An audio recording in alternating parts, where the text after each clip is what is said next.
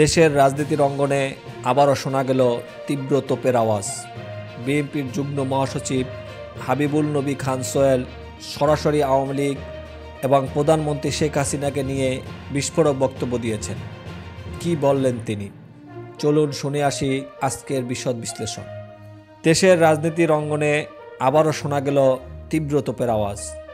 বিএনপির যুগ্ম মহাসচিব হাবিবুল নবী খান সোহেল সরাসরি আওয়ামী লীগ এবং প্রধানমন্ত্রী শেখ হাসিনাকে নিয়ে বিস্ফোরক বক্তব্য দিয়েছেন। কি বললেন তিনি? চলুন শুনে আসি আজকের বিশদ বিশ্লেষণ।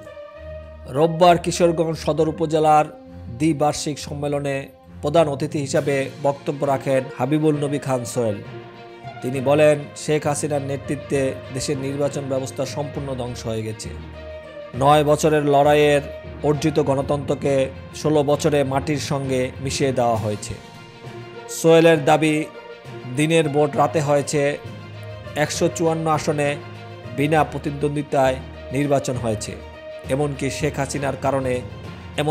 হাসিনার কারণে নির্বাচন ব্যবস্থার ধ্বংসের জন্য তার 1000 বছরের শাস্তি হওয়া উচিত। তিনি আরও বলেন, দেশের মানুষের রক্তের সঙ্গে বেইমানি করা হয়েছে।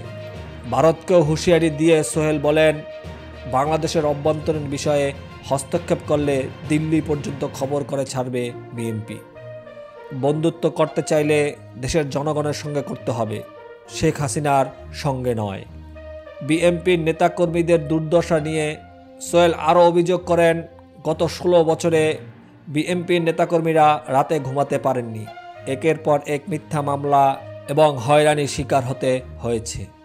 তিনি শেখ হাসিনাকে বাপ দাদার দেশ মনে করে ইচ্ছে মতো কাজ করার অভিযোগ তোলেন। 27 বছর পর কিশোরগঞ্জ সদর উপজেলায় বিএনপির দ্বিবার্ষিক সম্মেলন অনুষ্ঠিত হয়।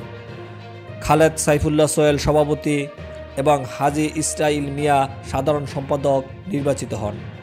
এই সম্মেলনে উপস্থিত নেতাকর্মীরা নতুন নেতৃত্ব নিয়ে আশাবাদ ব্যক্ত করেন। প্রিয় দর্শক, এই বিষয়ে আপনার মতামত আমাদের জানাতে ভুলবেন না। ভিডিওটি লাইক এবং শেয়ার করুন।